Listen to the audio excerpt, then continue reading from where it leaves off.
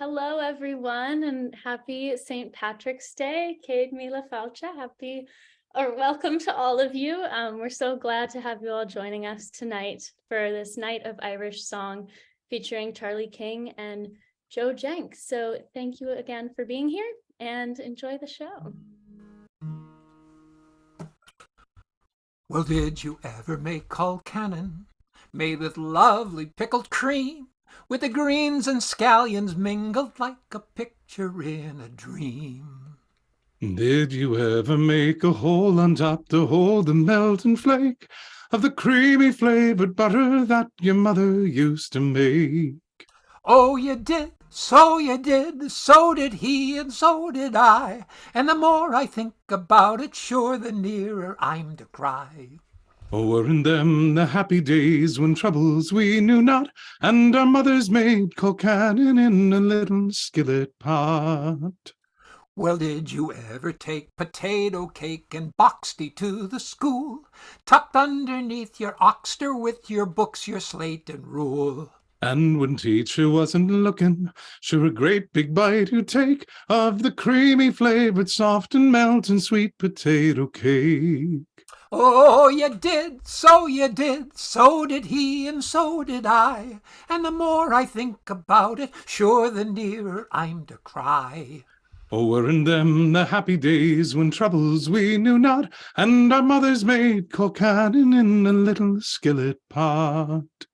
Well, did you ever go a-courting, boys, when the evening sun went down, and the moon began a-peeping from behind the hill a-down? Did you wander down the boreen where the cluracan was seen, and you whispered love and praises to your own dear sweet Colleen? Oh, you did, so did he, and so did I. And the more I think about it, sure the nearer I'm to cry. Oh, weren't them the happy days when troubles we knew not, and our mothers made colcannon in the little skillet pot? Nice. Yeah, welcome to all. Happy St. Patrick's Day. It's a great opening number. We learned it from Mary Black and her family. It has 3 different potato meals in it. I ate at a hotel in Cove, and they served 5 different kinds of potato in the course of the meals. We didn't even order them; they just served them. But as much of a tribute to Colcannon, I think it also is a kind of vision of the lost joys of youth, and a little over-romanticized, perhaps. What have you got for us tonight, Joe? Let me just say how happy I am to be joined tonight by Joe Jencks. I can't think of someone better to be with on St. Patrick's Day, with his voluminous knowledge of Ireland and its songs, his wonderful voice, and his great instrumentation. So I'm going to sit back and listen to Joe do a song. Thank you, Charlie, and thanks for the invitation to participate. I had a trad band in Seattle in the mid-90s, and every St. Patrick's Day, like the weeks leading into it, was this time of insanity for us, and it was great. It was wonderful, but when I hit the road full time in the late 90s, I sort of left a lot of the Irish behind. And this last year in 2022, I released a new album that was really finally focused on my dual U.S. Irish citizenship and on this piece of my life that I had left behind 22 or 23 years earlier. Not that you ever really leave it behind. Ireland is always, present in me, but one is cautious to get, pigeonholed professionally in a particular way, in part because I love working all 12 months of the year, not just the month leading into St. Patrick's Day. So, this was a really lovely invitation in keeping with where my own heart has been, which is re-examining Irish identity and what it means to be Irish, what it means to be American Irish, and where the liminal spaces are in between. So a bunch of the songs I'm singing tonight are either traditional or written by Irish writers. And this is one of the trad pieces that I learned growing up and used to sing with my Irish band. And I still love to sing. It's the Star of the County Down. And my buddy Tom Piggott, when he first invited me to Ireland, he found out that I was an Irish citizen who'd never actually set foot on Irish soil. And Tom said, "Joseph, you'll set foot on Irish soil before the year is through. I swear it on my life." And sure enough, like 6 months later, I was on tour in Ireland, and it was all Tom's doing. But everywhere we'd go, I'd start singing songs or humming melodies, The Road to Liston-Varna, or this song, The Star of the County Down, which references Bantry Bay. And we went past Bantry Bay, and I just erupted in song, and he laughed. So you are welcome to sing along from home if you want to on this, if you know it. Stay muted so it doesn't confuse the hell out of us, but please do sing along.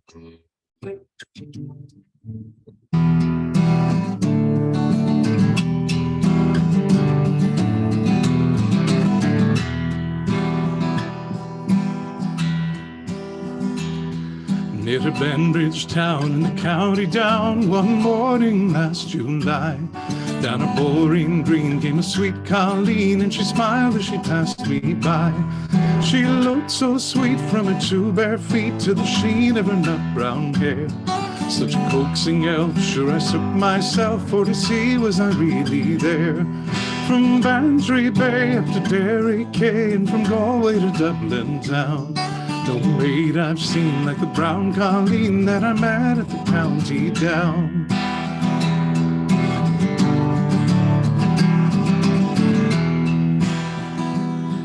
As she onward sped, sure I shook my head, and I looked with a feeling rare. And I says I to a passerby, who's the maid with the nut brown hair? He smiled at me and he says he, she's the gem of Ireland's crown. Young Rosie McCann from the banks of the Bann, she's the star of the county down. From Bantry Bay up to Derry Quay, and from Galway to Dublin town, no maid I've seen like the brown Colleen that I met at the county down.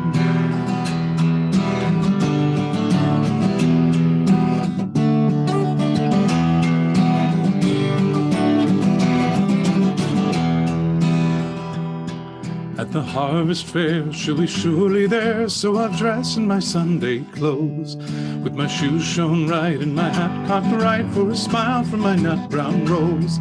No pipe I'll smoke, no horse I'll yoke, till my plough is a rust-colored brown, till a smiling bride by my own fireside sits the star of the county down. From Bantry Bay up to Derry Quay, and from Galway to Dublin town, no maid I've seen like the brown Colleen that I met at the county down. From Bantry Bay up to Derry Quay, and from Galway to Dublin town, no maid I've seen like the brown Colleen that I met at the county down. No maid I've seen like the brown Colleen that I met at the county down. Lovely. Thank you. Sing one by Colm Gallagher. I've never met Colm. I don't know if you ever met him, Joe. I'd love to meet him, if for no other reason to find out what the hell he was thinking of when he wrote this song. And absent of any input from him, I have this theory that for one reason or another, he had a terrible dream one night. Well, terrible, an odd, fantastic dream one night, and woke up in the middle of the night and wrote The Reel in the Flickering Light. And as Joe pointed out, you're welcome to sing along. The last lines of each song repeat, so it's not really a chorus, it's more like a refrain. So you can sing along or you can refrain. That's why it's called that, I think. Reel in the Flickering Light.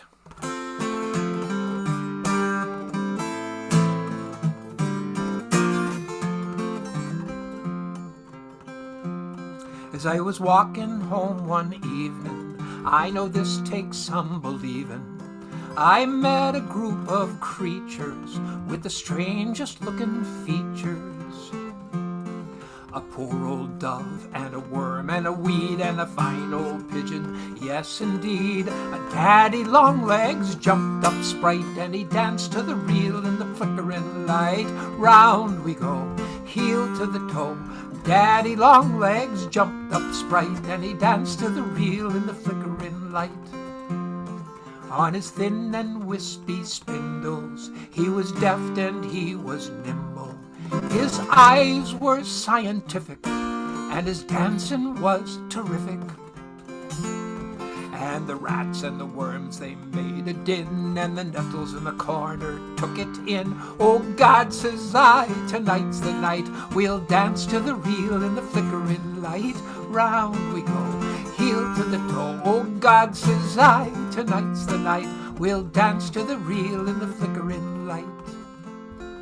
Then he looked at me directly, with a gaze that could dissect me, and he asked me in a whisper, have you got any sisters?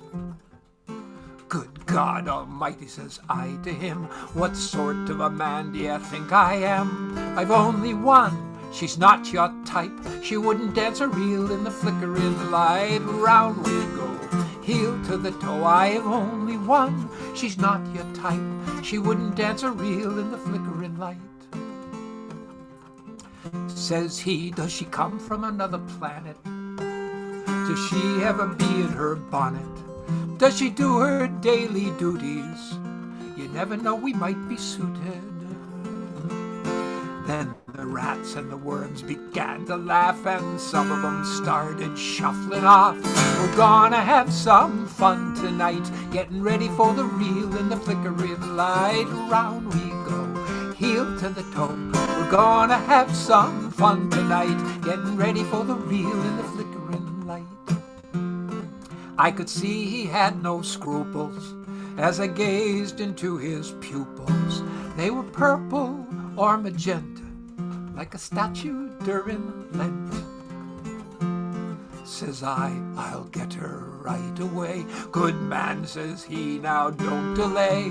We're gonna have some fun tonight. And he flipped his legs in the flickering light. Round we go, heel to the toe. We're gonna have some fun tonight. And he flipped his legs in the flickering light. Then up stepped a red carnation, and they gave her an ovation. She was warm and enchanting as she slowly started dancing. And the fine old pigeon peeled an eye, and the nettles in the corner began to sigh.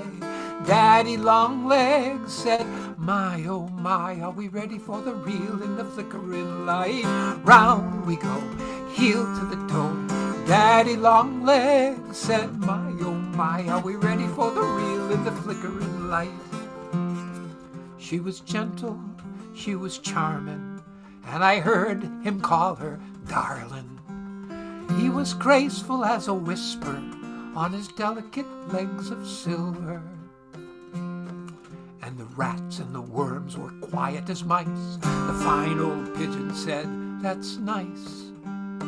A shimmering veil on a lovely bride, and they danced to the reel in the flickering light.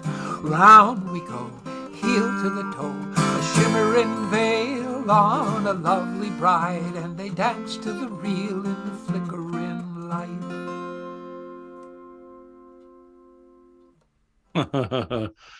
Yeah, that'd be super fun to ask him what he was thinking when he wrote that. Mm-hmm. What a great song. I think I've only ever heard that once before. Nice. This song was written by Luca Bloom, who's been very instrumental in my exploration of my own Irishness, for lack of a better word. Luca Bloom is an extraordinary contemporary Irish songwriter who manages to be, completely Irish and completely authentic to his own sense of the stories that need to be told and how they need to be told.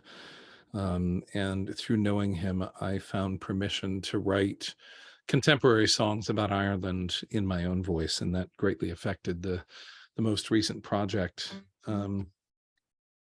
So my thanks to Luca Bloom. This is called City of Chicago, which is ultimately where my granddad, Felix Kilbride, landed after some long and harrowing adventures. He ended up in Chicago. Felix came over in 1914.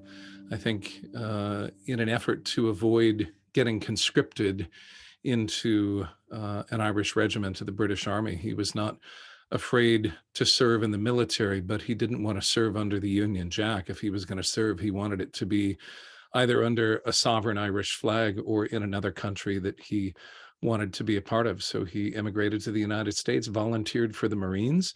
And 6 months later, they discovered that he was not yet a citizen, and you have to be a citizen to join the Marines. And so, so they gave an honorable discharge, this enthusiastic young Irishman, and sent him to the army recruiter and said, he's all ready to go. He's all trained. Send him on his way. And they found out he was from County Kildare, which is known for horses. And so they put him with the cavalry on the Texas-Mexico border. And several months into his hitch down there, he writes a letter to his sister in the convent, still in a tie in County Kildare, and says, when I die, know that I shall go to heaven, for I have already been to hell. That was his impression of West Texas, having come from the verdant hills of Central Ireland. So when I heard Lucas sing this song for the first time, it really made me think of my granddad, Felix.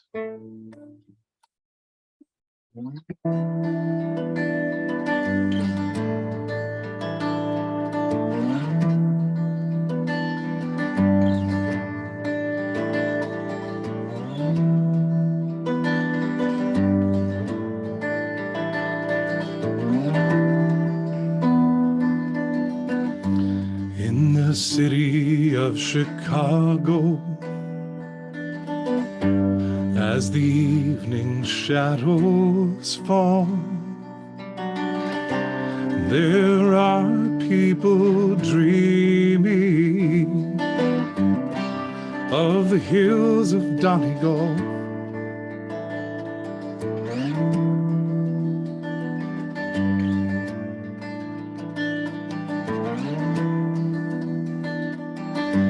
(1847) was the year it all began. Deadly pains of hunger drove 1 million from the land. They journeyed not for glory, their motive wasn't greed. A voyage of survival across the stormy sea.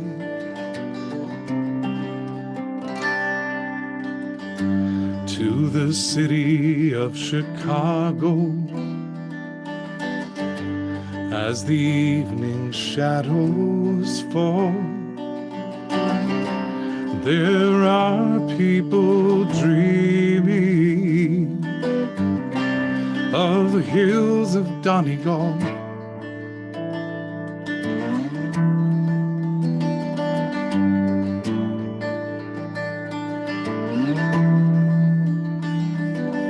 Some of them knew fortune, some of them knew fame. More of them knew hardship, they died upon the plains. They spread across a nation, they rode the railroad cars. They brought their songs and music to ease their lonely hearts.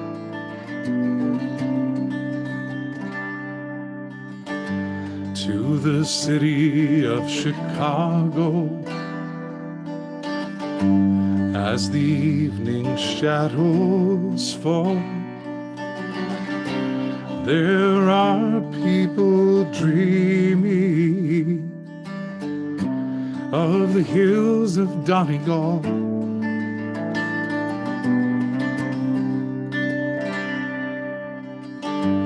To the city of Chicago, as the evening shadows fall,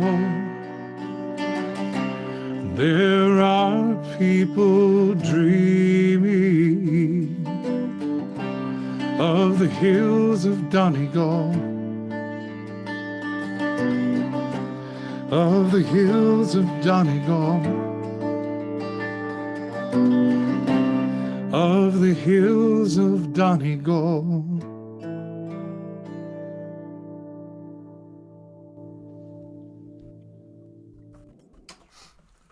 Beautiful song. I think I heard Christy Moore do that.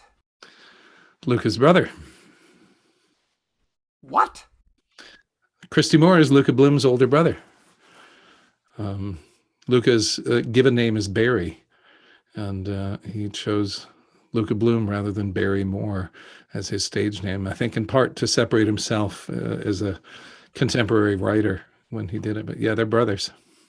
And from not far from where my granddad grew up. They're from about 20 miles away from Athy in County Kildare. So he always calls me his Kildareman.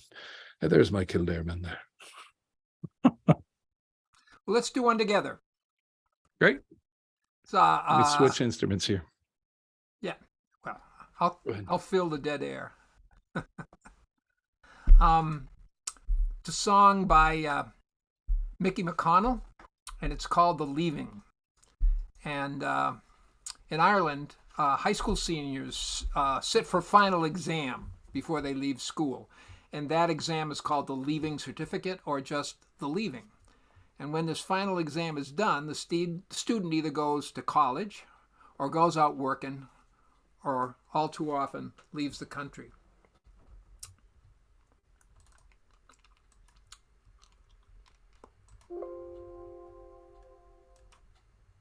That was interesting. The Leaving. Actually, he wrote this with his brother, Mickey and Cormac McConnell, The Leaving.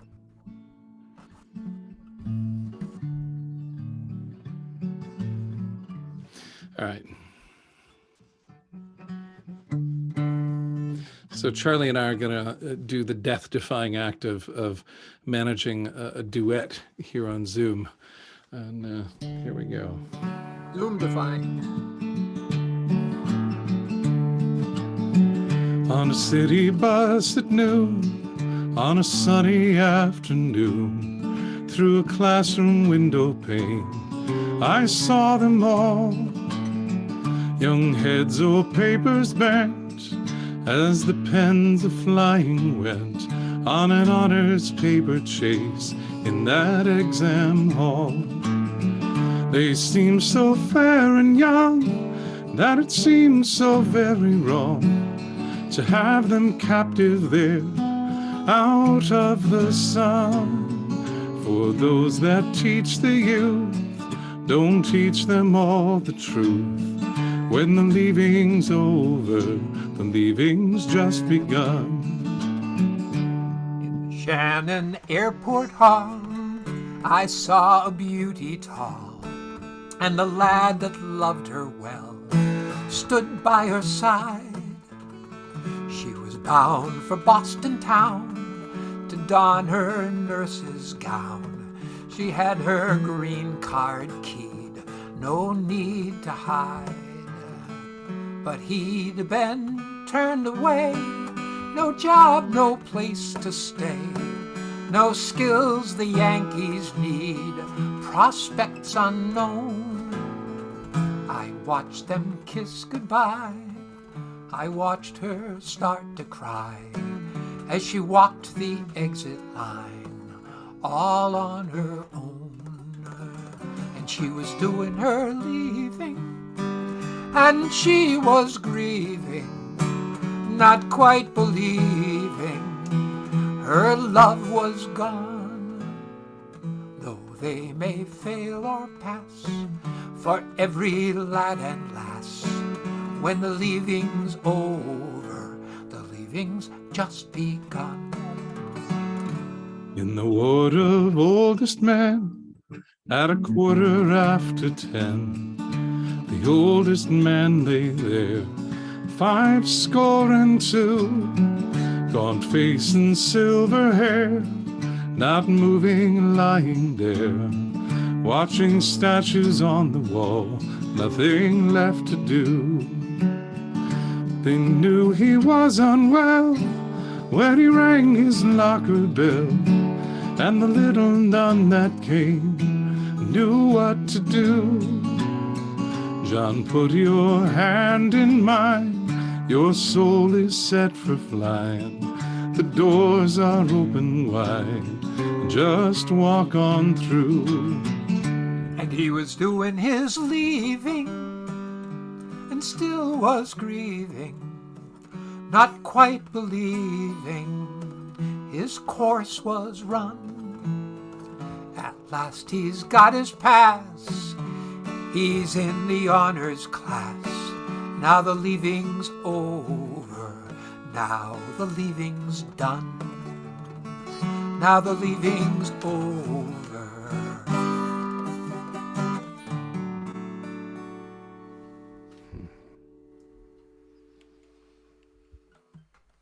Yeah, beautiful song, Charlie. Thanks for picking that. Yeah.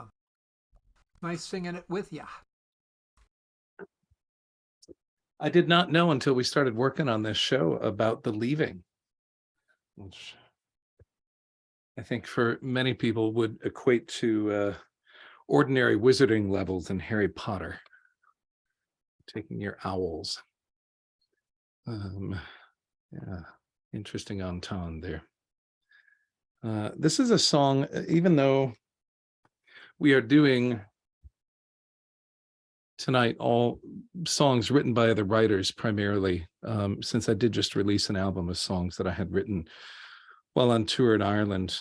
Charlie was keen to invite me to sing one of those songs, and this is it. This is called When the Moon Rises Over Skibbereen, and it's a song that I wrote. It's a song that I wrote one night coming back from a session in a nearby town that I'd been co-leading, and there was this huge strawberry moon rising over the hills east of Skibbereen in West County Cork. And County Cork was hit worse during the time of the Great Hunger than many places in Ireland. The Luca Bloom song references 1847, but that was in Donegal way up north. And in Cork, the blight really began in 1845.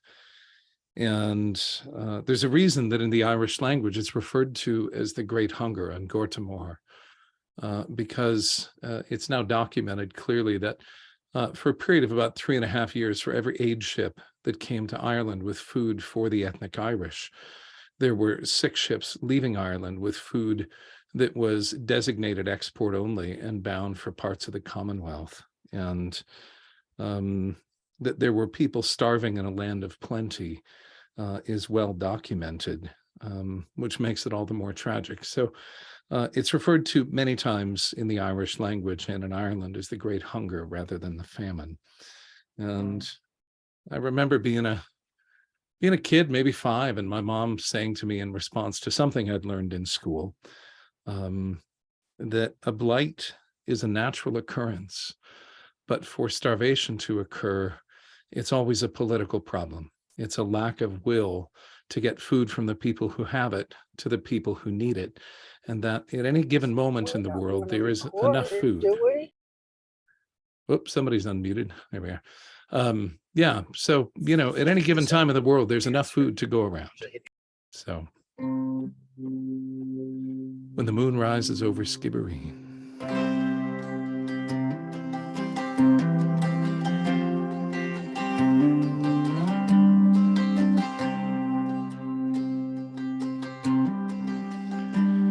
By the banks of the island, the abbey's story graves, 10,000 aimless lay,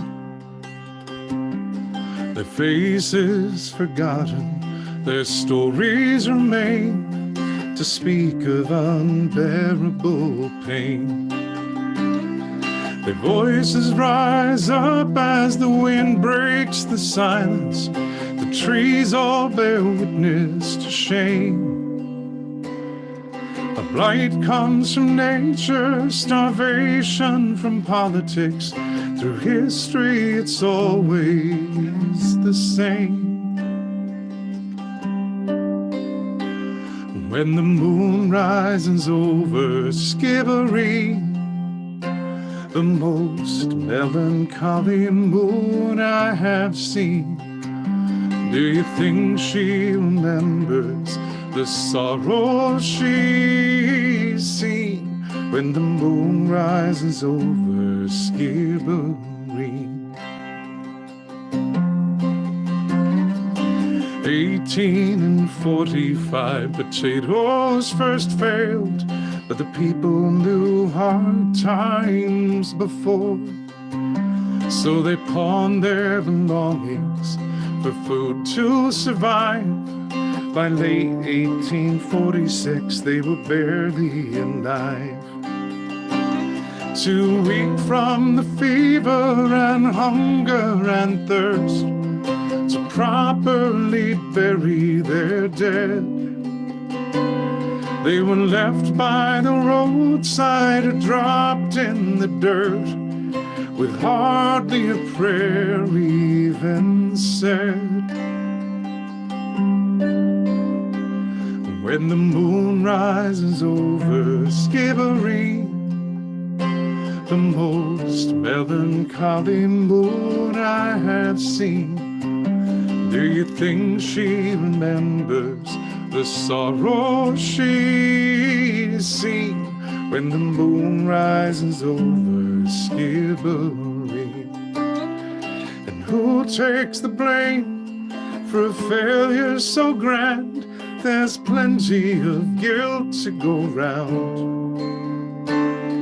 By time it was known how bad it would get, thousands were laid in the ground, in the ground. Some say the workhouse and others the crown. Some say the landlord's to blame.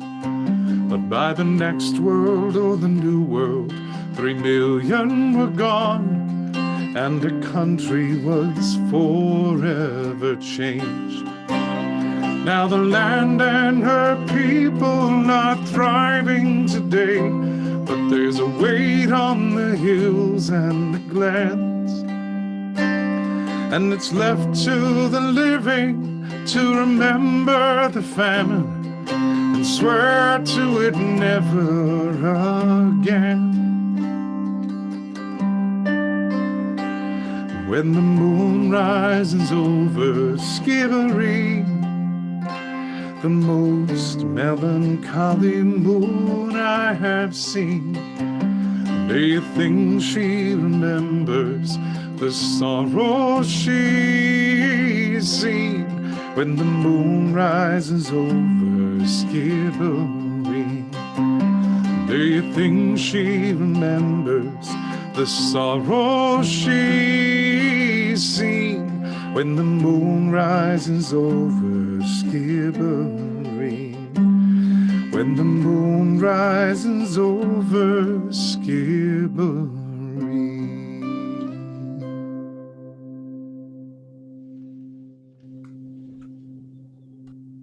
What a lovely song, Joe. Thank you, Charlie. Beautifully written. Thank you. It kind of helps to understand why it is when there's a famine in Africa or in Bangladesh, the first people to respond to it are the Irish people. Yeah. Yeah, the Irish are pretty good about foreign aid. They work hard on that. Yeah. Well, we've already done one song by Mickey McConnell, so why don't we do another?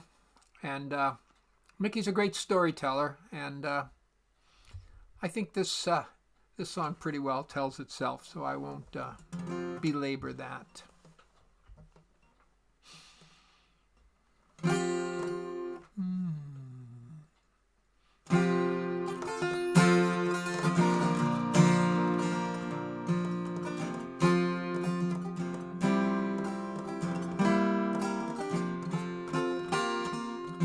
We built sand castles, McCune and I, a summer holiday, a cloudless sky. They had turrets, towers, and battlements, a world away from our tenements of filth and rats and pawn shop rents, and no green place to play. They had flags that fluttered high and white, a moat and drawbridge for white night. We watched them there with child's delight, while the tide washed them away. We're men of straw, we're men of sand. Our castles crumbled, never meant to stand. We're two born losers, sure to fail ere we've begun. We're snowmen built for melting in the sun. We built a scarecrow, McCune and I. One wild September day, a troubled sky. On the farm, in the reformatory, we built him tall as he could be, stuffed with straw from chest to knee, a hat without a crown, tall as the dads we had never known, a priest's old coat around him thrown, a Borstal king, but ours alone, till the east wind blew him down. We're men of straw, we're men of sand. Our castles crumbled, never meant to stand. We're two born losers, sure to fail ere we'd begun. We're snowmen built for melting in the sun.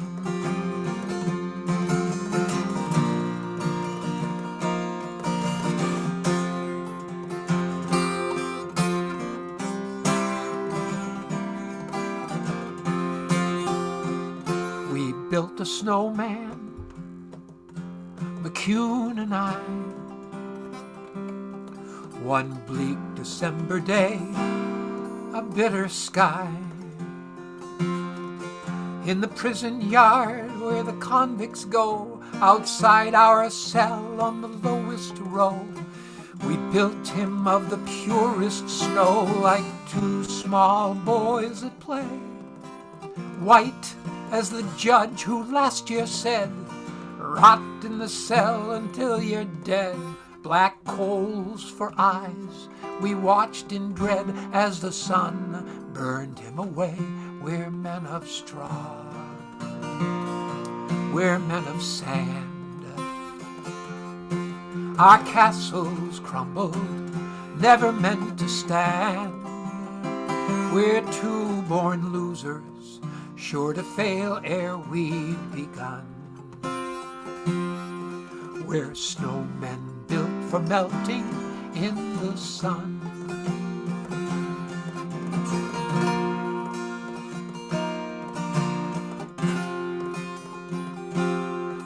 We're snowmen built for melting in the sun.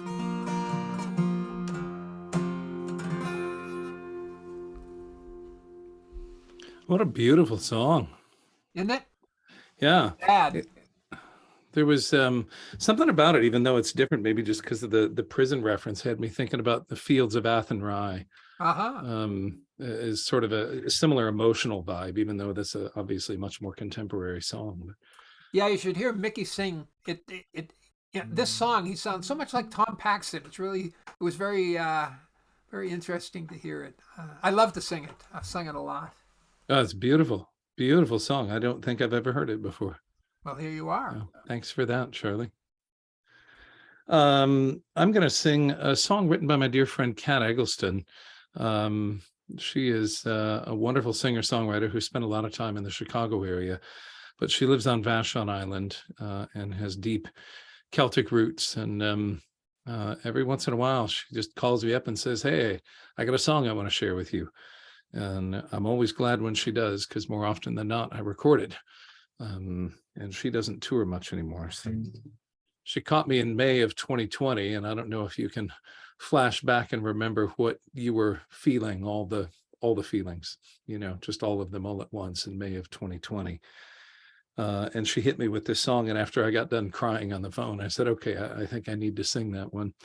And it fills in a little piece of the story that I was talking about my granddad. And this parallels a young man who would have been the exact same age as my granddad, but he was conscripted into the Inniskilling Fusiliers.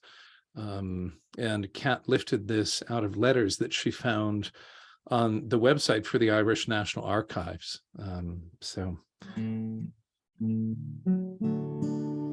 Letter Home, 1914.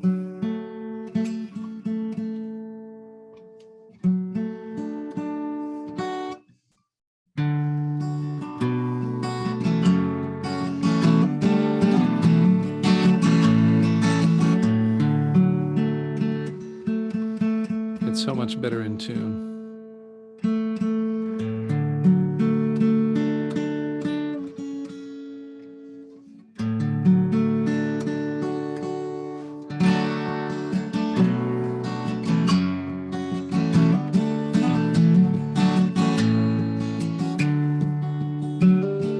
Dear Jenny, I am so sorry I'm only writing today.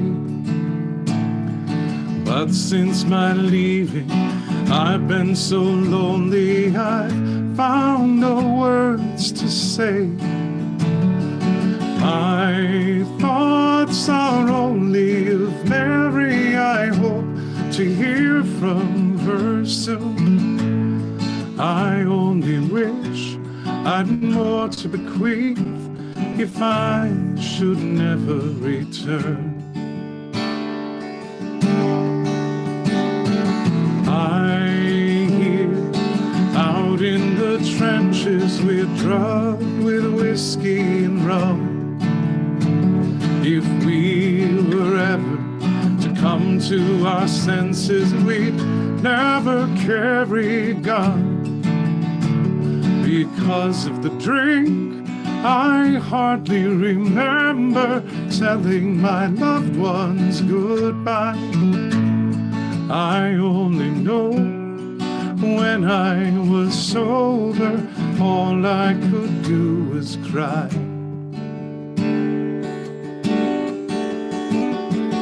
Dear sister, if I should ever come home, lose or win, I swear that I will never go soldiering again. I'll save for a home if Mary will have me and God should give us the chance. But now they say after Christmas they're sending us to France.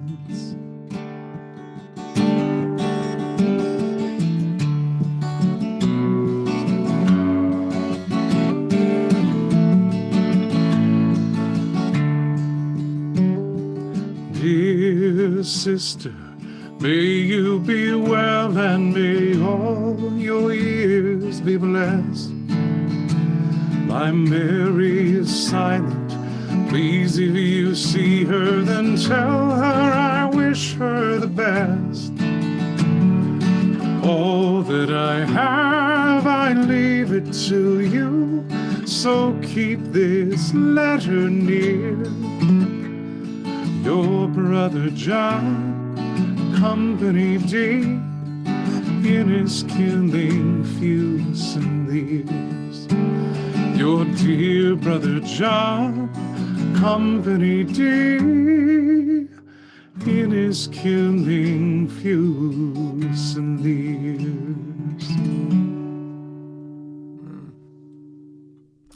Nicely done. Thank you. Boy, I've been reading books about World War One. Adam Hochschild has written a few of them, and just we have no conception of how grim that war was. Yeah. I'm beginning to get it. The one I'm reading now is a lot about the impact that World War One had on civil liberties here in the United States, and the suffering that people went through here who never made it to Europe or didn't want to go. Well, let's see. This song was written by Luca Bloom's brother. Christy Moore wrote it a bit tongue-in-cheek about how the Irish have discovered the entire world and given it to us. and it's called St. Brendan's Voyage. St. Brendan was he's known as St. Brendan the Navigator, because in the late 5th and early 6th century, he took off in a curragh and apparently sailed the world, from what Christie tells us. St. Brendan's Voyage.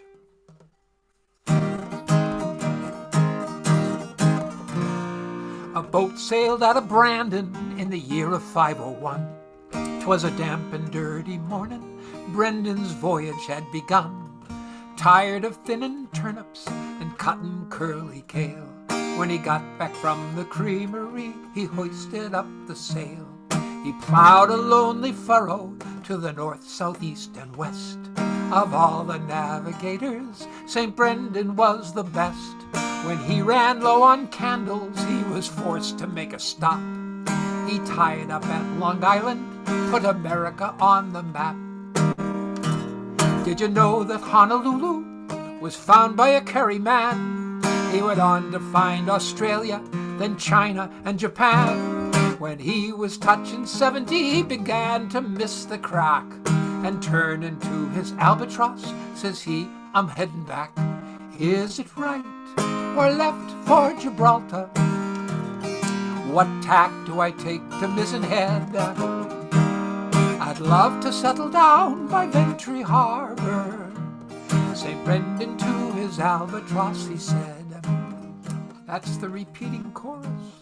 If you want to sing it with me, I'll line it out. Is it right or left to Gibraltar? Is it right or left to Gibraltar? What tack do I take for Mizzen Head? What tack do I take for Mizzen Head? I'd love to settle down by Ventry Harbor. I'd love to settle down by Ventry Harbor. St. Brendan to his albatross, he said. St. Brendan to his albatross, he said.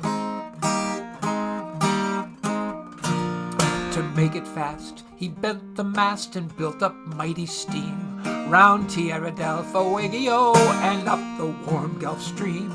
He crossed the last horizon, Mount Brandon was in sight, and when he'd cleared the customs into Dingle for the night, when he got to Cordon Bleu, he went to douse the drouth. He headed west for Croziers to Murther Pites a Stout, around past Ballyferreter and up the Corner Pass. He freewheeled into Brandon, the Saint was home at last. Is it right or left for Gibraltar? Is it right or left for Gibraltar? What tack do I take?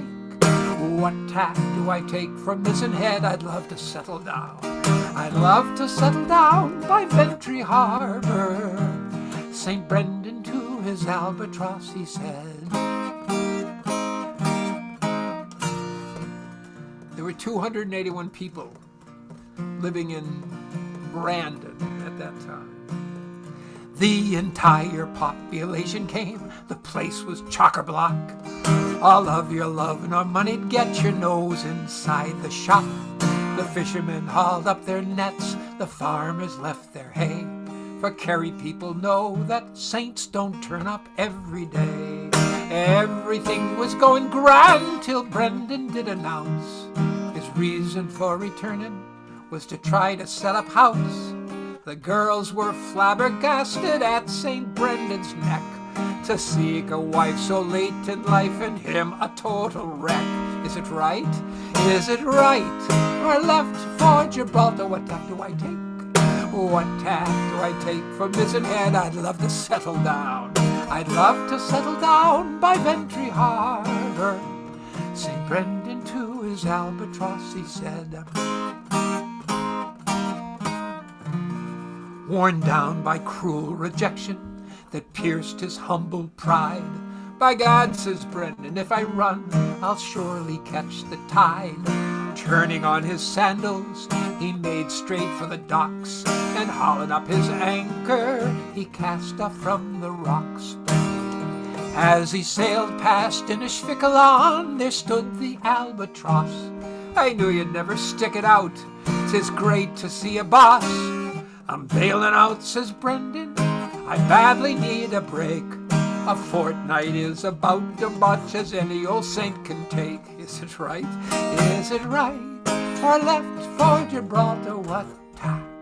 What tack do I take for Mizzen Head? I'd love to settle down. I'd love to settle down by Ventry Harbor. St. Brendan too is albatross, he said. I'd love to settle down by Ventry Harbor.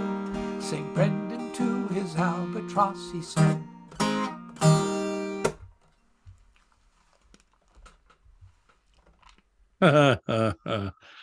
Yeah. So there was an explorer in the late 70s, I think from Sweden, who got a hold of the manuscripts in which Brendan described at length the boat that he built. And he set to create Brendan's voyage from Ireland to the Labrador coast and onto what we would think of as sort of mainland Canada there. And he did it. He built the boat as Brendan described it, and he, rather than doing it in 1 year, he took a couple of seasons. He went over 1 year and came back the next.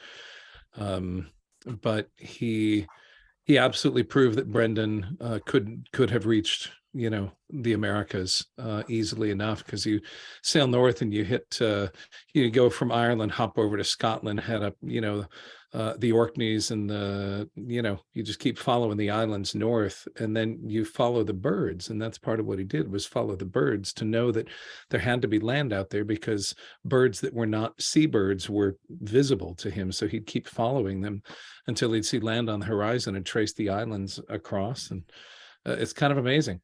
Would that be how he got to Honolulu, Joe?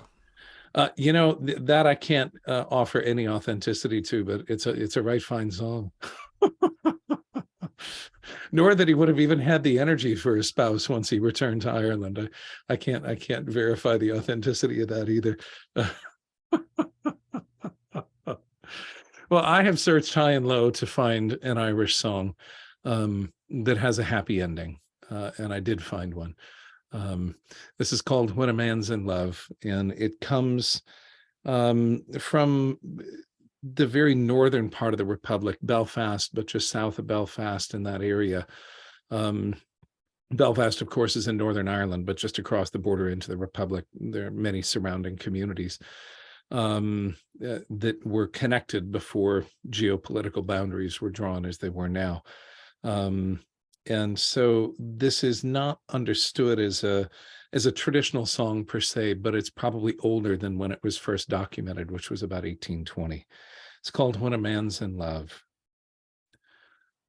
When a man's in love, he feels no cold, as I not long ago. As a hero bold to see my girl, I plowed through frost and snow. The moon, she gently shed her light along my dreary way, until at length I came to the spot where all my treasure lay.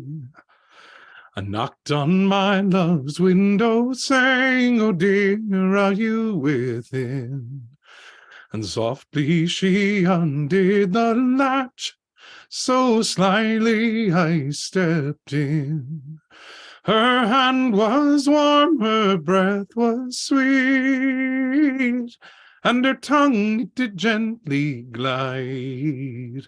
I stole a kiss, it was no miss, and I asked her to be my bride. Oh, take me to your chamber, love, oh, take me to your bed. Oh, take me to your chamber, love, to rest my weary head. But to take you to my chamber, love, my parents would never agree. So set you there beyond their fire, and I'll sit close by thee. Oh, many's the time I've courted you against your parents' will, but you never said you'd be my bride. So now, my girl, sit still, For tonight I'm going to cross the sea to far off Columbia's shore, and you will never ever see your youthful love evermore. As many's the time through frost and snow I've come to visit you, whether tossed about by cold wintry winds or wet by the morning dew. But tonight our courtship's at a close between you, love, and me. So fare thee well, my own favorite girl, a long farewell to thee. Oh, are you going to leave me now? Oh, pray, what can I do? I will break through every bond of home and come along with you. I know my parents won't forget, but surely they'll forgive. So from this hour I am resolved, along with you I will live.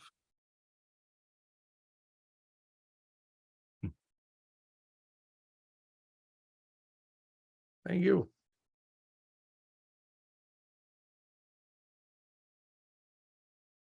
I think All you're on right. mute. There you are. My version had an extra verse at the end, so you caught me napping there, Yeah, no so to worries. speak. So to speak. I really do like your little pub background there, Charlie. That's Do nice. you know? Yeah, Grace and I are in the same bar. That's great. Grace, would you mind dropping our websites in the chat for folks that don't know how to find Yeah. us? That'd be great. Thank you. Yeah, I'll do And a that. big hand for Grace running the tech tonight and just doing a spectacular job. Thank you so much. Thanks for a great show.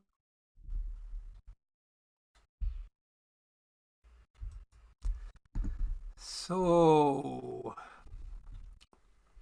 does this have a happy ending? I don't know. I think so. We'll hear a song later tonight by Tommy Sands. Tommy tours in the States a lot. Is better known here. His brother, Colum Sands, is also a wonderful songwriter and singer. And they live in the same compound up in the north. And I got to visit them there.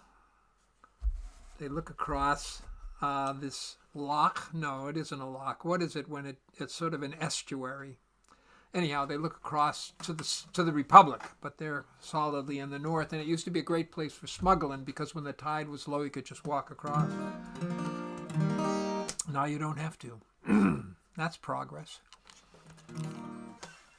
So this song that Colin wrote about his uncle, and I'll leave it at that, at least until the song's over.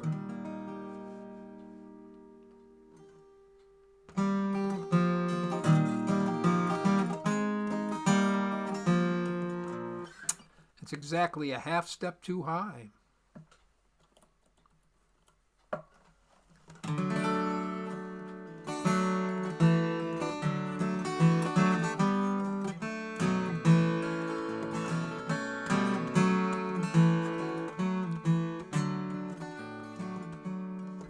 They say he was the strangest man you'd ever want to meet.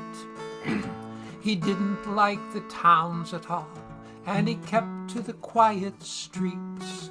But mostly he was in the fields.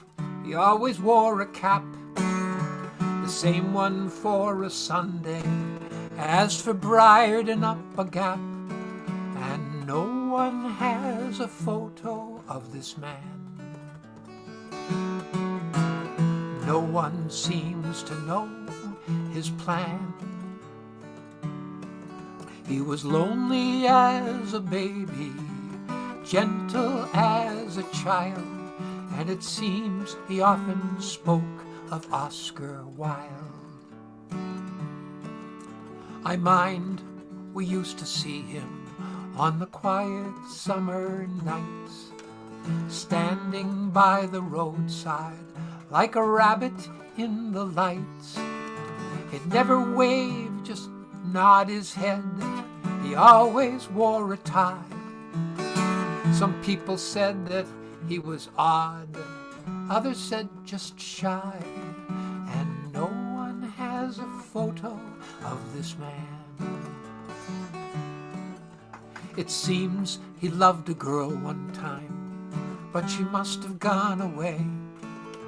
Perhaps he was too quiet or too different in his way, for he never bothered after that, grew careless with his looks, forgot to shave for 7 years, and took to reading books, and no one has a photo of this man.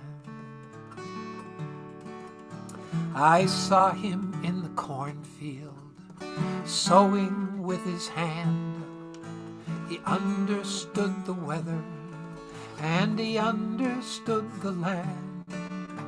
He always wore what once had been a 3-piece navy suit, the same one for the sewing as for standing up the stooks, and no one has a photo of this man.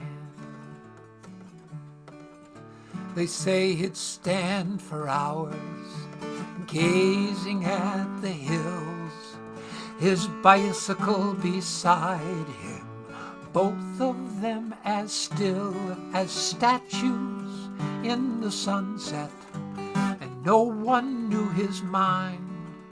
But when he died, they said that he was kind.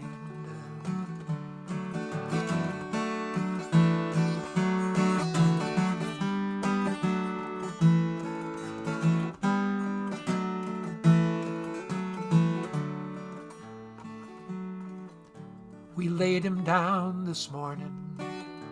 The rain was falling fast. Those who thought they knew him were with him to the last. The priest was sprinkling prayers and holy water in the rain, and he said, "We'll hardly ever see the likes of him again." And no one has a photo of this man. No one seemed to know his plan. He was lonely as a baby, he was gentle as a child, and it seems he often spoke of Oscar Wilde. The Man with a Cap. That's another one I've never heard before. Well, there you go then. That's why we come to these places. Uh, I got to talk to the Sands family is it's a family full of music makers, and Ben and Colum and Tommy and Anne. At least I call her Anne. She doesn't like that. I called her on the phone. I said, "Is Anne there?" And she said, "No, this is a woman. My name is Anne." And I went to visit her and her husband, who's a journalist, and I asked them about this song. I said, "This is your uncle, right?" She said, yeah. I said, was he gay? And she looked at her husband, and he looked at her, and they kind of thought for a while, and then she said, I don't think he knew he had that option.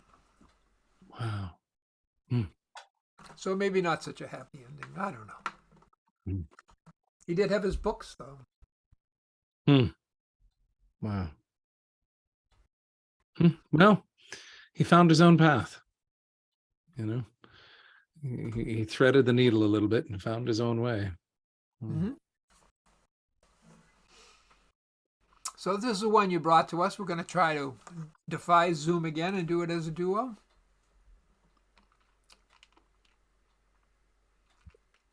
In the key of D, correct, Charlie? Yep, we're in the same key. Fantastic. What a beautiful thing. The Minstrel Boy, old Irish song that dates back to around the time of the 1798 revolution, although it predates that to some extent and finds its way back to the surface many times in Irish history, but is part of the reason this song, these words, why the harp is one of the symbols of Ireland.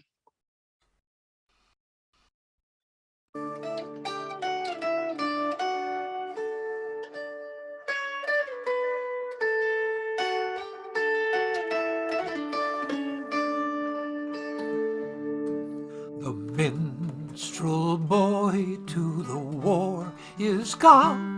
In the ranks of death you will find him.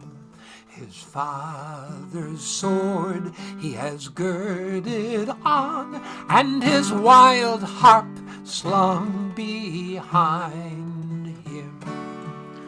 Land of song, said the warrior bard, though all the world betray thee, one sword at least thy right shall guard, one faithful harp shall praise thee. The minstrel fell, but the foeman's chain could not bring that proud soul under. The harp he loved never spoke again, for he tore its chords asunder. And said no chain shall sully thee, thou soul of love and bravery. Thy songs were made for the pure and free, they shall never sound in slavery.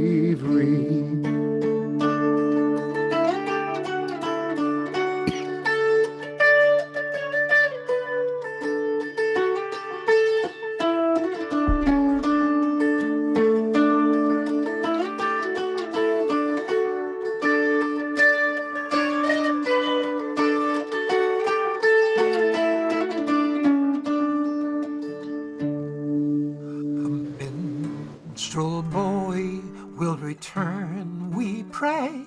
When we hear the news, we shall cheer it. The minstrel boy will return one day, torn perhaps in body, not in spirit. Then may he play on his harp in peace, in a world where all is mended, when all the bitterness of war has ceased, and every battle is ended.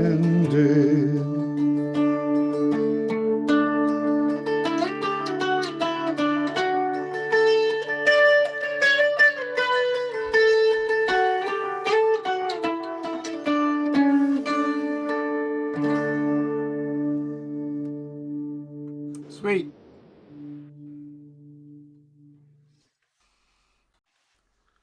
Thank you. What a beautiful melody. Yeah, it is stunning. The last verse, near as I can tell, dates to around the time of World War I, and there were so many back to World War I. There were so many vets coming home because medicine had advanced in ways by that time that they were saving people that otherwise would have died, and there were so many more people returning in one way or another, broken either physically or emotionally or spiritually by what they had experienced. And the authorship is unknown on that last verse. But when I was working on the album late last winters, right when Russia invaded Ukraine, and I would sing this song just because I needed to sing it. There was such an immense sense of solidarity for me with the Ukrainian people. And the Irish have taken in a couple 100,000 Ukrainian refugees. And I don't know how many will be sort of, naturalized and stay in Ireland, and how many of them will eventually return home or go somewhere else. But it was fascinating last summer to be on tour in Ireland, and to go to these farmers markets, and amidst some, usually slightly more, slightly shorter Irish people in general. There are some tall Irish people, but in general, slightly shorter. To see these very tall Ukrainians at farmers markets and in restaurants in various places, and just interacting, and just ever so mindful of, the privilege of being there in a free Ireland, and mindful that these people didn't know if they'd ever get to go home again. They were in a place where the Irish spent so much time not knowing if they'd ever have a home or get to go back to a home again. So, yeah, fascinating to me.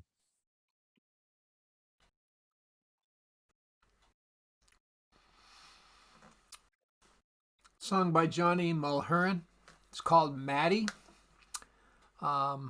which tells you absolutely nothing about the song, but it has a subtitle, The Dark Familiar, and that's a little bit more informative. Or not.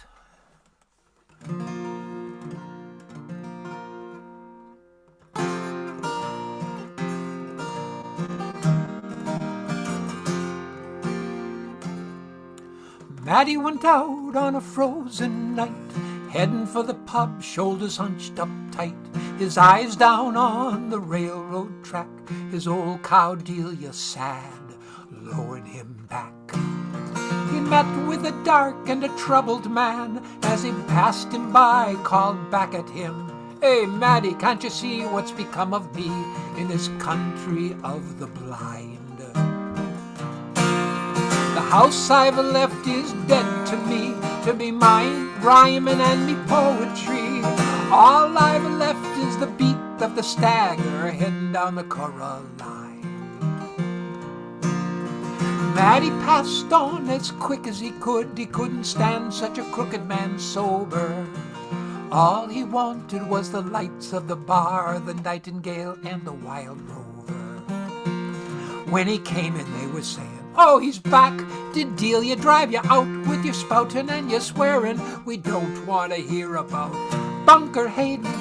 Maybe you'll sing us the girls of Kincaid."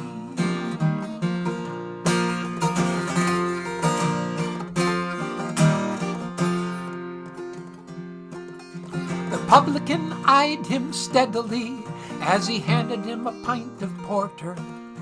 "You must have seen the bishop's ghost tonight to put the dry look back in your eye." Maddie would not be taken in by his jibing and regaling. He found himself a fresh blown crew, fell in with their sporting and their bailing. As he was going home in the very same spot, he met with his dark familiar. He saw him coming back down the line. He was bright and strange and fine. As he passed him by, Maddie threw out his arms, tried to take hold of his likeness.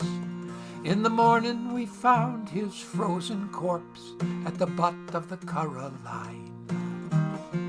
At the wake they were lashing out the drops of brandy, the old-fashioned habit in the church. They were lashing down pounds and fivers, so Maddie would be fine in the by and by.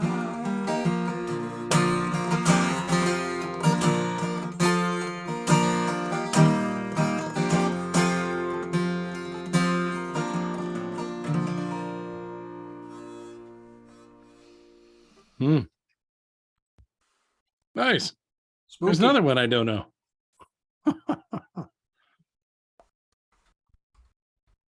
I'm curious, Charlie, what grabs you specifically about that song? I mean, it There's a lot of different threads to that narrative, both in the song and not, spoken, kind of left to the sides. I'm curious what in that story just grabs you and makes you want to tell it. Well, I like the chord progression. um, it's the, I guess, probably the overlap or the easy combination of the mystical and the real. And he saw his dark familiar going to the pub, and he saw him coming home, and no one questions that level of spiritual reality. So I like that. It's beautifully written. Yeah. I like the juxtaposition of what is some pretty contemplative lyric against a pretty jaunty melody and set of chord changes. It sort of reflects the tension in the song itself in an interesting way. Cool song. Thanks for sharing that. Keep the message on the backbeat, right? That was beautiful. So this instrument is a bouzouki, as is this one over here. Both are slight Frankensteins in relationship to traditional Greek bouzouki's, or what's come to be understood in Ireland as a bouzouki. But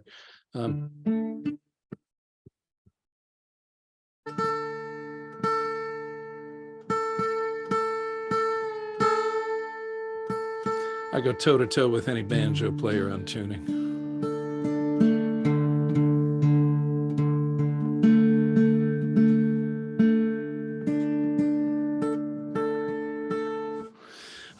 When I was halfway through fourth grade, I switched from the public school up to the Catholic school in the neighborhood.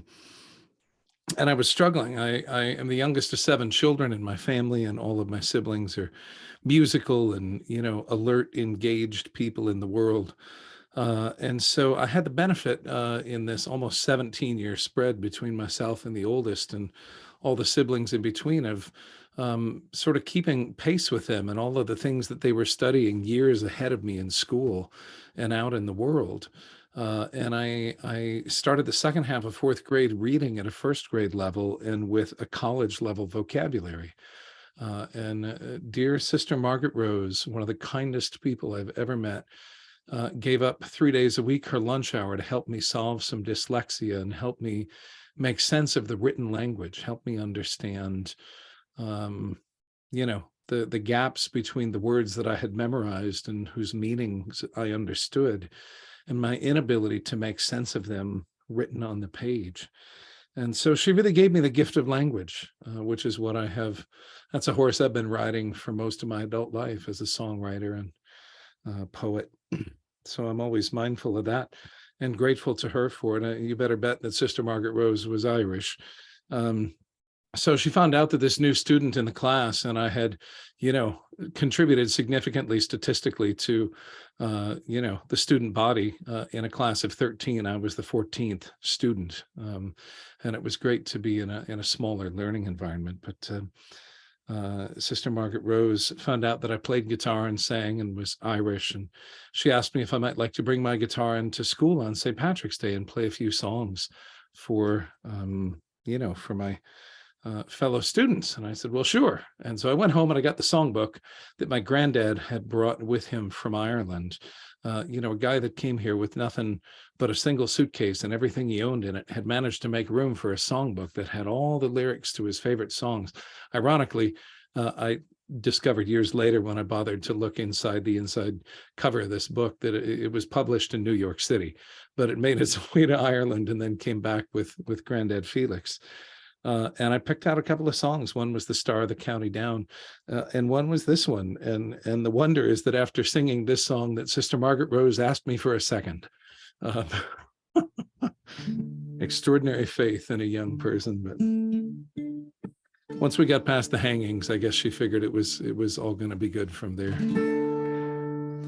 Oh, Patty dear, and did you hear the news that's going round? The shamrock is forbid by law to grow in the Irish ground. No more St. Paddy's Day will keep his colors last be seen. For there's a bloody law again, the wearing of the green. Oh, I met with Napper Tandy, and he took me by the hand.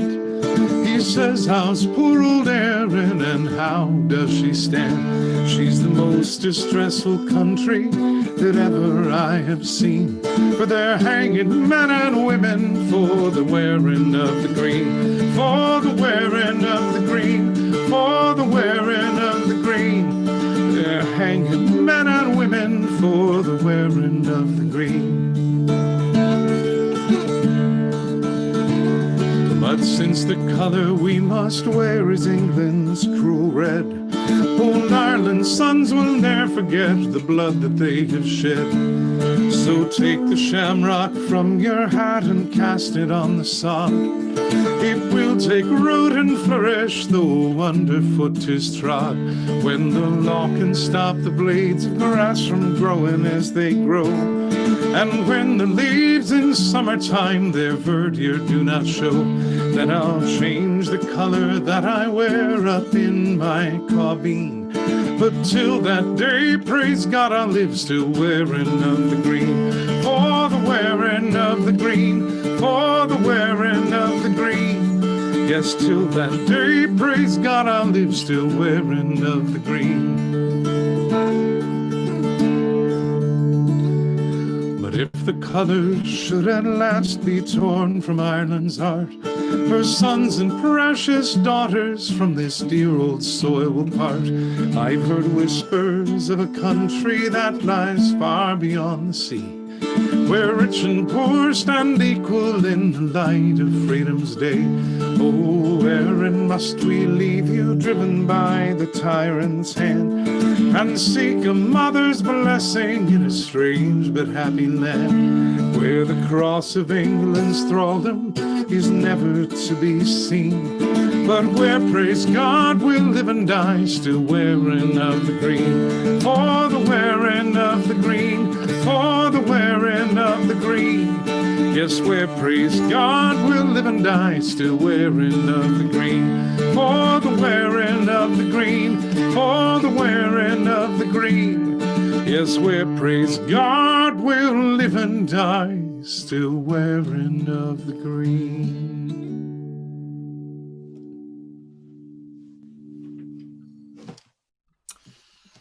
Good to hear that.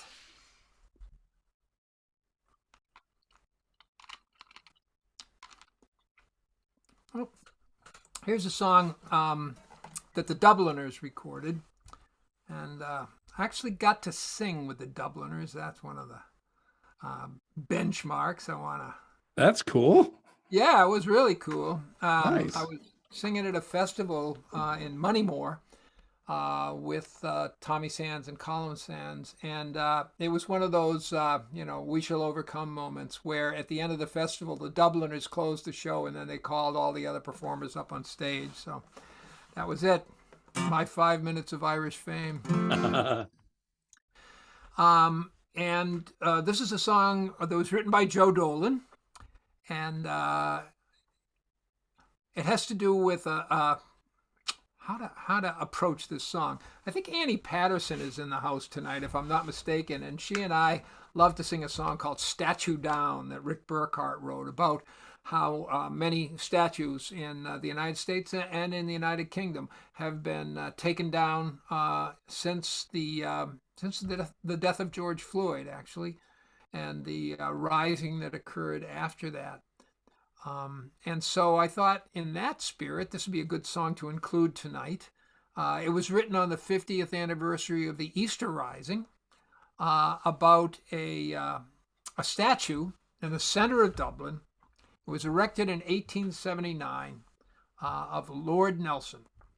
And it didn't sit well with the Irish people. It was on Cornell Street, and at the other end of the street was Parnell's statue, just a little bit lower than Lord Nelson. So they took it down, and this song is about that.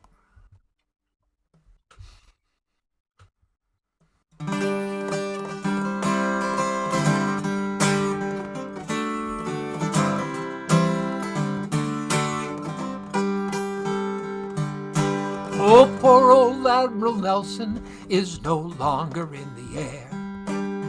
Toor-a-loo-a-loo-a-loo-a-loo. On the 8th day of March in Dublin City Fair. Toor-a-loo-a-loo-a-loo-a-loo. From his stand of stones and mortar, he went flying from the quarter, where once he stood so stiff and proud and rude. So let's sing our celebration, it's a service to the nation. Poor old Admiral Nelson, toor-a-loo. Oh, 50 pounds of jelliganite, it sped him on his way. Toor-a-loo-a-loo-a-loo-a-loo. And the lad that laid that charge, we're in debt to him today. Toor-a-loo-a-loo-a-loo-a-loo. Now in Trafalgar Square, it might be fair to leave old Nelson standing there, but no one tells the Irish what they'll view. Now the Dublin Corporation can stop deliberation, for the boys of Ireland showed them what to do. For 157 years it stood up there in state. Toor-a-loo-a-loo-a-loo-a-loo. To mark old Nelson's victory o'er the French and Spanish fleet. Toor-a-loo-a-loo-a-loo-a-loo. But at 1:30 in the morning, without a bit of warning, old Nelson took a powder and he blew. Now at last the Irish nation has Parnell in higher station than poor old Admiral Nelson, toor-a-loo.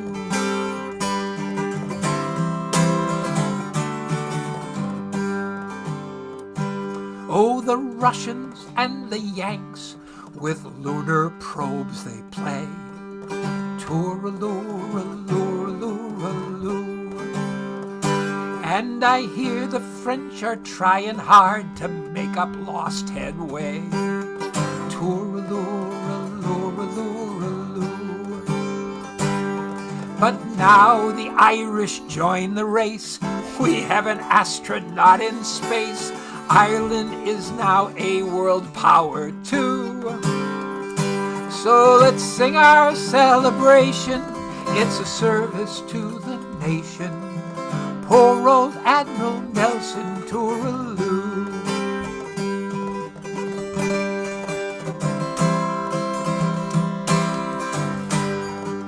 Poor old Admiral Nelson, toor-a-loo.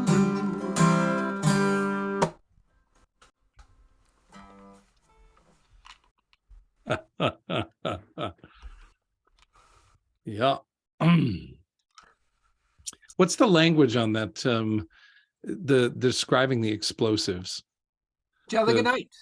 Jelliganite. Yeah. It's a plastic explosive. It's And when did that? and What year did that statue come down? 1966. Wow. Yeah, they were definitely ahead of their time.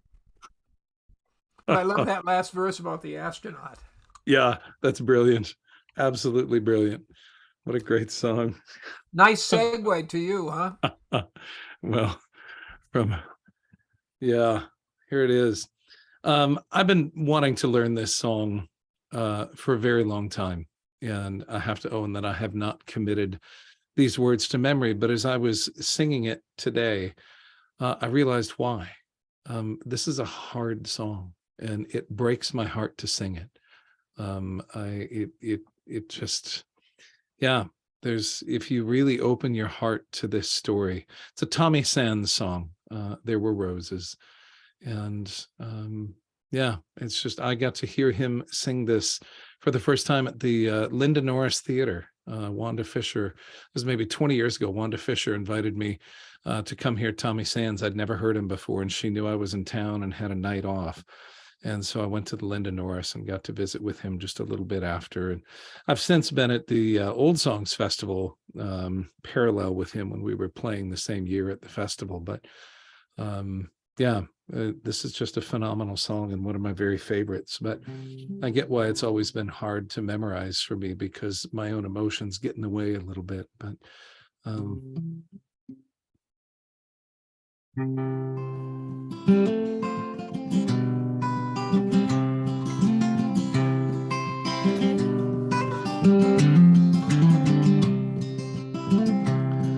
my song for you this evening, it's not to make you sad, nor for adding to the sorrows of this troubled northern land. But lately I've been thinking, and it just won't leave my mind.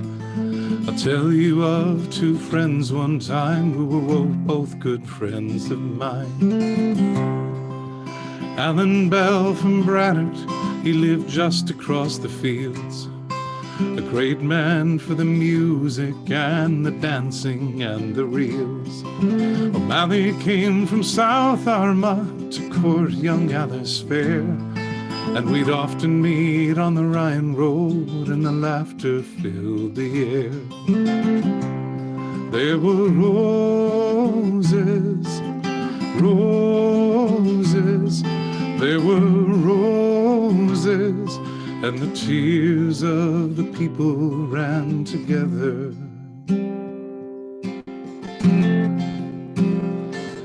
Though Alan, he was Protestant, and Sean was Catholic born, it never made a difference, for the friendship, it was strong.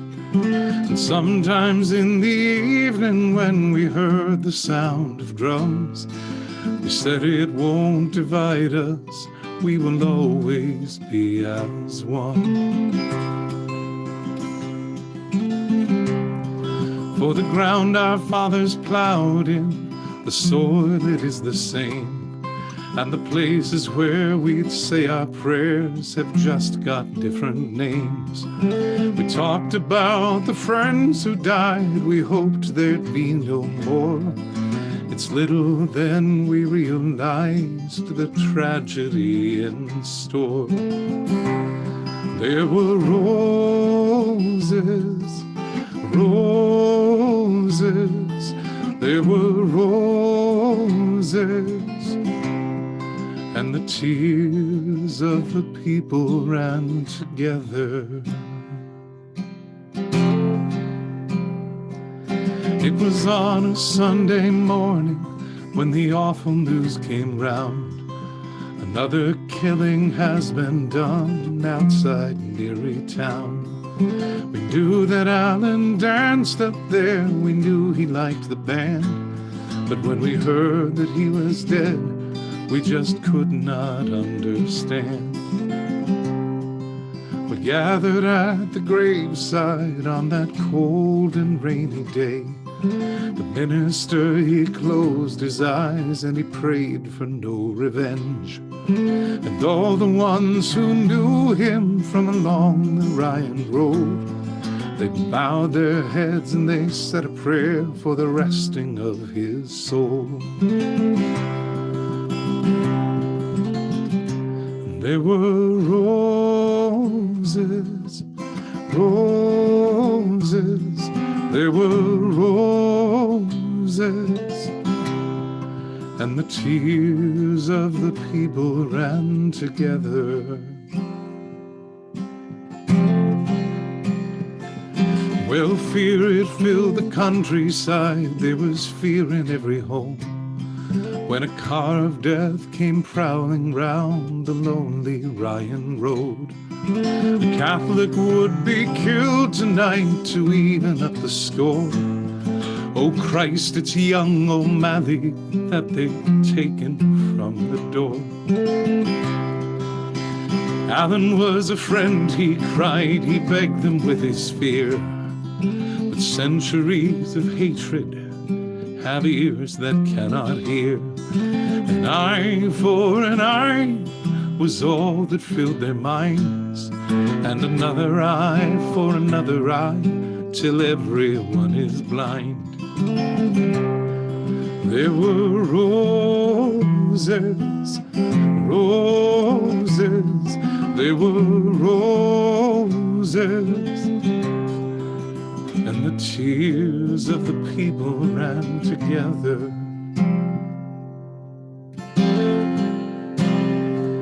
So my song for you this evening, it's not to make you sad, nor for adding to the sorrows of this troubled northern land.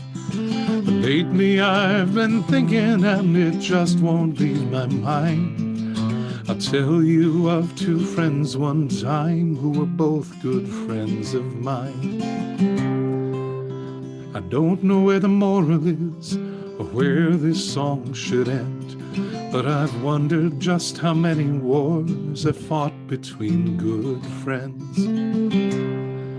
And those who give the orders aren't the ones that will die.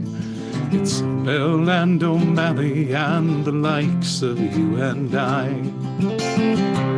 There were roses, roses, there were roses, and the tears of the people ran together. There were roses, roses, there were roses, and the tears of the people ran together. And the tears of the people ran together. And the tears of the people ran together.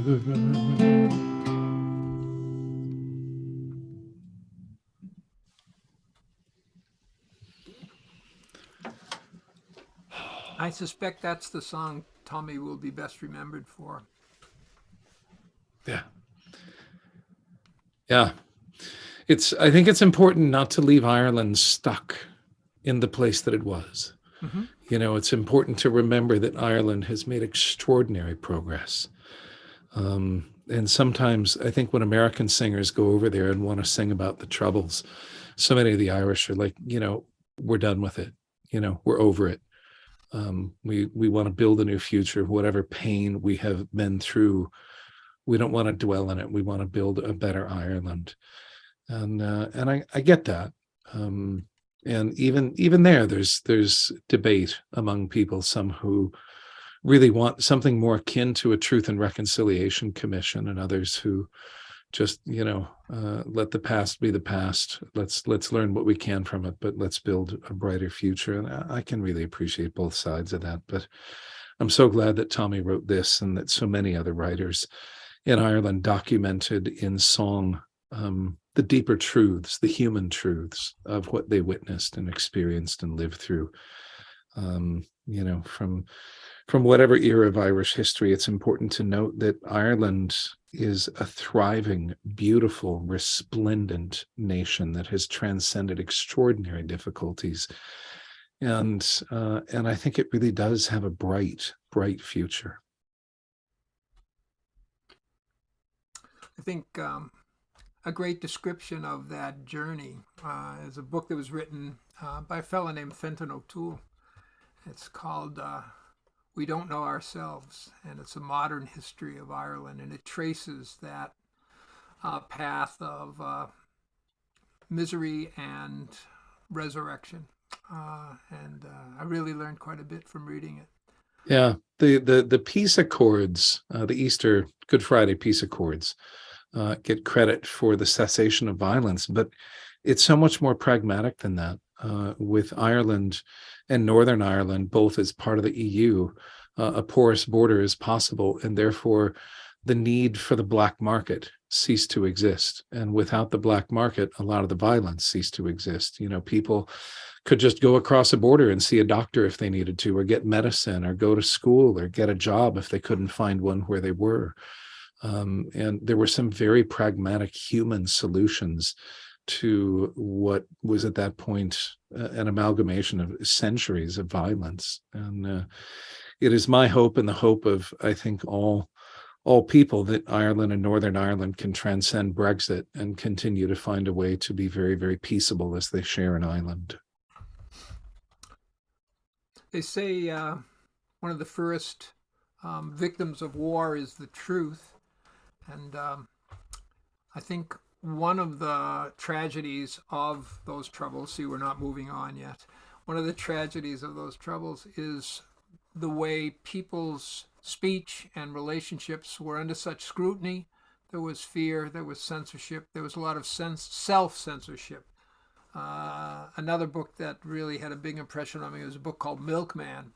And nobody in the book has a name because if people know who you are, well, you're a target, you know. So this is a song not by Tommy Sands, but by Colum Sands, and it deals with that, the way that fear can stifle communication and stifle real solutions to problems.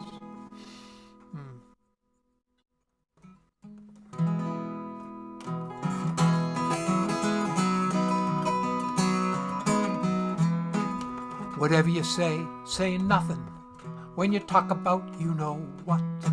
For if you know who could hear you, you know what you'd get. For they'd take you off to you know where, for you wouldn't know how long. So for you know whose sake, don't let anyone hear you singing this song. You all know what I'm speaking of when I mention you know what. And I think it's very dangerous to even mention that, for the other ones are always near, although you may not see. And if anyone asks who told you that, please don't mention me. Whatever you say nothing when you think about you know what. For if you know you could hear you know what you'd get. Or they'd take you off to you know where, for you wouldn't know how long.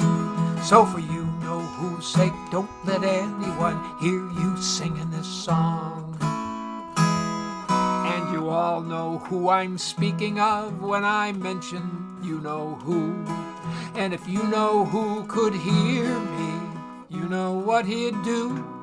So if you don't see me around, you'll know why I'm away. And if anyone asks you where I'm gone, here's what you must say. Whatever you say nothing when you think about you know what.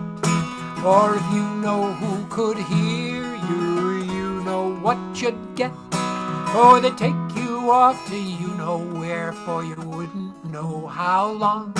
So for you know whose sake, don't let anyone hear you singing this song. Well, that's enough about so-and-so, not to mention such and such. I think I'll end my song now. I've already said too much.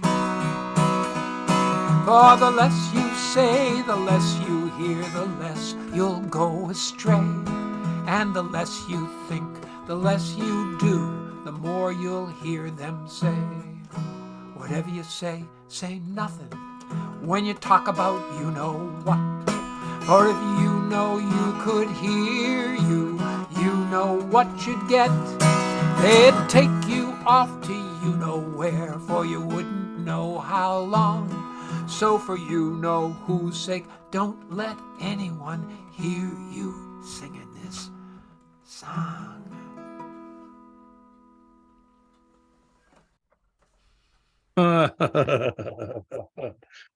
I gotta learn that song. I heard Faith Petrick sing that song once. That's good to hear maybe that, the first Bernie. person I heard sing it, and I, without any framing, just assumed it was written about the McCarthy era.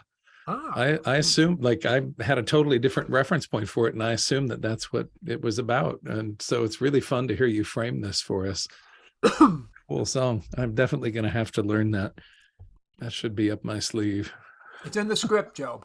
Yeah, thank you.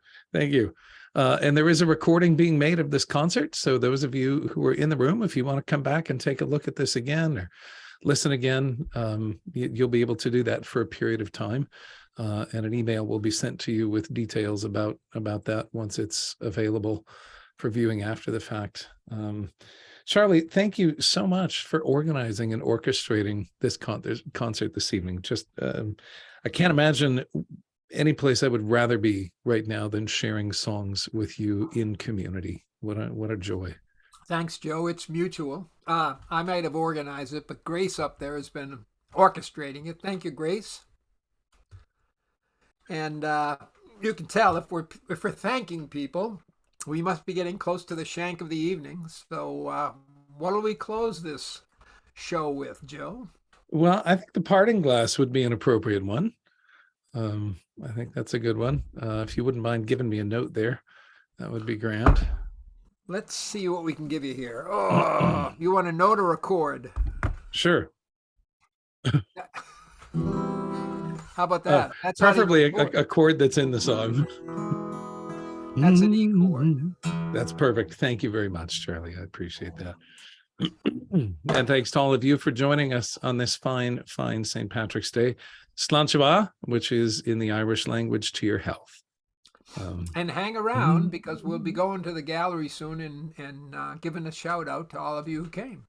Yeah. So we get to see you too. So thanks. Of all the money e'er I had, I've spent it in good company, and all the harm I've ever done, alas, it was to none but me. And all I've done for want of wit, to memory now I can't recall. So fill to me the parting glass. Good night and joy be with you all.